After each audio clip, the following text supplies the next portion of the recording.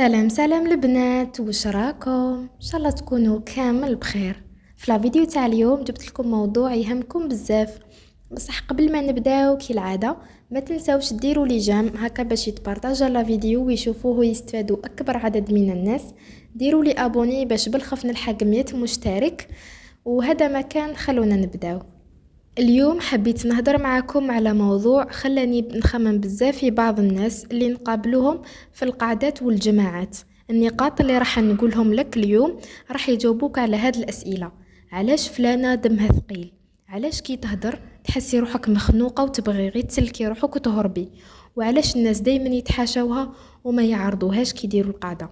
السبب ماشي دايما خاطر الناس هما اللي خايبين، مرات كاين تصرفات صغار البنت تديرهم وهي ماشي حاسه، بصح يطيحها في عيون الناس. والمهم باش ما توليش انتي هاد البنت، الموضوع مفيد بزاف، بصح ماشي لازم تطبقي كلش. ادي منه اللي يعجبك وخلي اللي ما يعجبكش. كاين تصرفات يديروهم بعض البنات في القعدات يقتلوا الجاذبية تاعهم كامل، ومرات يديروهم بلا قصد، يا إما ما يعرفوش، يا إما ما كانش اللي نبههم، يا إما ما يحسبوش حساب لتأثير كلامهم وتصرفاتهم على الناس. اليوم راح نختصر لك 5 نقاط، ركزي فيهم مليح وراقبي روحك وشوفي واش من درجة تعطي لروحك على 5. أول حاجة واللي هي الهدر على الناس والغيبة. اول حاجه الحش في الناس ولا المشاركه في الهضره هذيك، صدقيني هاد الصفه راح تهدم شخصيتك قدام الناس وتخليهم مستحيل يديروا كونفيانس فيك، سواء انت اللي تهضري على الناس ولا غير تسمعي وتزيدي تعلقي وتعاوني اللي راهي تهضر.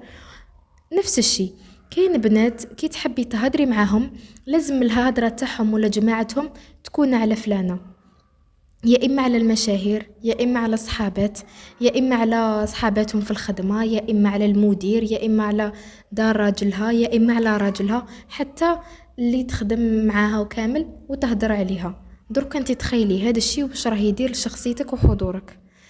الهدرة في الناس تعطي انطباع باللي انتي يا إما تحسدي الناس وتراقبي حياتهم، يا إما ما تستاهليش الاحترام، يا إما الناس اللي تهدري عليهم راح يردوا عليك، يا إما ما تعرفيش تحلي مشاكلك وتعيشي حياتك، يا إما طاقتك سلبية وتجيبي غير سلبية معاك، يا إما مملة وما عندكش موضوع تهدري فيه، يا إما دايرة روحك ضحية باش الناس تشفق عليك، يا إما تنقصي من هذا الناس باش تباني خير منهم، يا إما حياتك فارغة واهتماماتك تافهة. ومازال ماشي هنا نوقفو، كي الناس يولوا شايفينك تاع وحدة تهدر غير في الناس وتنقل في الهدرة، مستحيل يولوا يديروا ثقة فيك.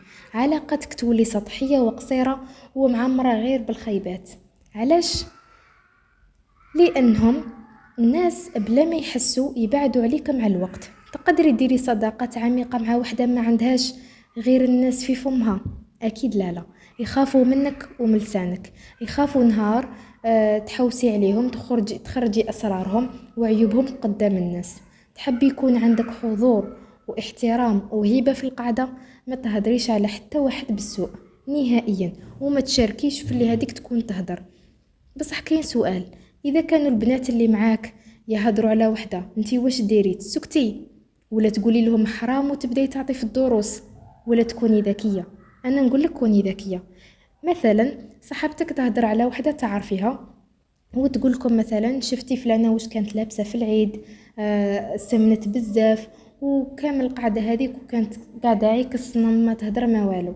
انتي بدل ما تروحي تقولي لها ايه صح لبستها ما عجبتنيش والجسم تاعها كامل تبدل وتبدلت للأسوأ، قولي حاجة كيما هكا، قولي مثلا شفتها صح تبدلت شوية بصح ما نعرفوش ظروف الناس، بالك هي تكون تحشم برك بصح راهي طيبة كي تهضري معاها. شفتوا الفرق؟ فرق كبير بزاف. رد مختصر وراقي، ماشي رد يزيد يوسخ الهضرة ويحول القاعدة لذنوب. القاعدة هنا أي واحد يهدر على الناس انتي دايما هذاك الواحد اذكره بالخير وردي الهدرة، صدقيني راح يبان عليك الاحترام والهيبة في القعدة وبين الناس، والناس راحين يوثقوا فيك ويحترموك ويتعاملوا معاك بذوق كبير. والعكس صحيح، كي تكوني انتي اللي دايرة هذه الغيبة الناس راح تكره القعدة معاك، دايما اختاري انتي واش تحبي لروحك وكيفاش تحبي تقدمي روحك للناس. وزيد ما ننساوش بلي الغيبة راهي حاجة كبيرة، يعني اي كلام يوجع على الناس ما تقوليهش وخلاص. الحاجة الثانية، ما تسقسيش أسئلة شخصية ومحرجة. ثاني نقطة أنك ما تسقسيش أسئلة شخصية بزاف واللي تحرج الناس. كاين بنات يحبوا يبانوا لك عادي بصح يسقسوا علاش ما تزوجتيش، علاش ما حملتيش، علاش طلقتي، شحال تخلصي، وأسئلة كيما هذو صراحة يكرهوا الناس في القعدة. هذا النوع تاع الأسئلة راح يهبط لك قيمتك في عيون الناس ويخلوهم يهربوا منك ومن الهضرة معك، والناس ما راحش تحترمك، وممكن حتى يتعداو عليك في الكلام ويجرحوك. علاش؟ خاطر انتي بديتي وتجاوزتي الحدود وسقسيتي على الخصوصيات تاعهم.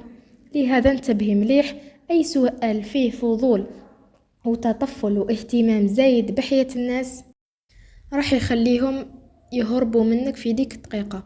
وعلاش ديري هكا على حاجة ما تهمكش اصلا. الحاجة الثالثة، ما تخطفيش الهضرة وتقلبيها عليك. ثالث نقطة أنك ما تقطعيش هذيك الجماعة ولا الهضرة تاع الناس وتقلبيها عليك. شوفي مثلا هذا المثال، مثلا وحدة تقولك بلي أن الحمل تعبني شوية وراني انقطعت كامل على الناس. انتي تروحي تردي عليها تقولها حمدي ربي أنا من نهار حملت وأنا في الفراش ما نوض ما نخرج وجاني اكتئاب وحالتي حالة. شفتوا هذا النوع؟ صدقيني ما كاين حتى واحد يحب يقعد معاه ولا يحترمه، خاطر كل مرة واحد يحكي هدرة هي تقلبها على روحها باش تبان هي اللي صرالها أكتر وهي اللي تعبانة أكتر وهي اللي حياتها دراما أكثر. دايما نفس الجملة إيه حتى أنا، وتسرق الضوء والانتباه وكأنها هي محور الكون. علاش هذه الشخصية ما عندهاش حضور؟ خاطر ما تحسش بمشاعر الناس وما تتفاعلش معهم بطريقة محترمة. أنانية، تحب القعدة كامل تدور عليها غير هي، وأي واحد ينقص من مشاعر الناس وتجاربهم الناس راهم رايحين يكرهوه وما يحترموش. طبعا ما نقولكش ما تهدريش وما تتفاعليش، بالعكس غير انتبهي بصح ما تقلبيش الهدر عليك. خلي كلامك يعني يدعم اللي راي تهدر. قولي لها ايه واش صرا من بعد، كملي احكي لنا كيفاش حسيتي، هكذا تخليها تكمل الهضره تاعها وترتاح، والناس راهم رايحين يزيدوا يحترموك ويتمنوا يقعدوا معاك. رابع نقطة، ما تستهزيش بوحدة من القاعدة وديري روحك راكي تضحكي وديري في الجو. كاين بنات يقعدوا ويتلاخروا على فلانة قدام الناس باش يضحكوا عليها، مرة على الجسم تاعها، مرة على شكلها، مرة على طريقة كلامها. مثلا وحدة تكون رقيقة تقولها مثلا تهدر وتقول بلي حابة نروح ندخل للصال دو سبور، تجي وحدة تبدا تضحك عليها القعدة كامل. انتي تروحي للسبور تحبي راكي حابة تختفي ما توليش قاعد تباني، لازم يمنعوا لي كيفك يدخلوها وراكي غير شادة بلاصة على الفاضي. كولي ومن بعد روحي. هذا الأسلوب ضعيف وسخيف ويقتل الجاذبية في دقيقة. انتبهي حتى لو تحسيها بلي ذي راهي خفة دم راهي مزعجة بزاف. وزيد تقدري تطيحي في موقف كي مثلا كون ترد عليك الشخص هذا اللي راكي تستهزئي به. الضحك وخفة الدم حاجة مليحة بزاف بصح كي تجي بلطف ورقي. المهم ما يبانش عليك راعية انك راكي استهزاء وتنقيس من الناس، خاطر هذا الشيء راح يطيح احترامك بزاف. خامس نقطة، ما تبقايش تنتقدي كلش. كي تكوني في جماعة تاع بنات الهدف من ذيك القعدة كامل هو الوناسة والضحك والراحة برك، بصح كاين بنات لازم تنتقد كلش باش تبان فاهمة. القهوة ناقصة، لاتاي ثقيل، دارك بعيدة بزاف، الضو ماشي مليح، حواجبك لازم تعدليهم، جسمك ماشي مليح، قصي شعرك، ديري ذيك ديري ذيك. يا لطيف واش بقى لها هذه من الجاذبية ولا احترام؟ تحبي أسرع طريقة باش الناس تكرهك؟ قدمي النقد اللي فيهم. والحقيقة اللي ينتقد الناس بزاف غالبا يكون ناقص ثقة في الداخل تاعو ويحاول يحس روحه خير من غيره. سقسي روحك واش تستفادي كي تنتقدي الناس؟ الجواب والو، غير تكسريهم وتكسري روحك معاهم. في الاخير يا البنات حبيت نقولكم بلي الجاذبيه ماشي في المكياج ولا في اللبسه الغاليه ولا في الصوت العالي. الجاذبية الحقيقية راهي في الأخلاق، في الهدرة الزينة وفي الاحترام تاعك للناس. كي تبطلي الهدرة على الناس وتحبسي الأسئلة اللي تحرج وما تخطفيش الهدرة وما تستهزايش وتحبسي النقد الزايد، صدقيني راح تحسي بروحك تبدلتي، والحضور تاعك راح يولي أقوى والناس تولي ترتاح لك وتحب تقعد معك. وماشي لازم تكوني كاملة من نهار، غير حاولي كل مرة تبدلي حاجة صغيرة ومع الوقت راح تولي عادة عندك. وهذا كان الفيديو تاع اليوم. اذا استفدتوا يا لو كان غير شويه، ما تنسيش ديري لي لايك وديري لي ابوني وخلي لي تعليق، قولوا لي واش هي اكتر نقطه حسيتيها بلي لازم تتبدل. ونشوفكم في الفيديو جديد ان شاء الله. تبقاو على خير.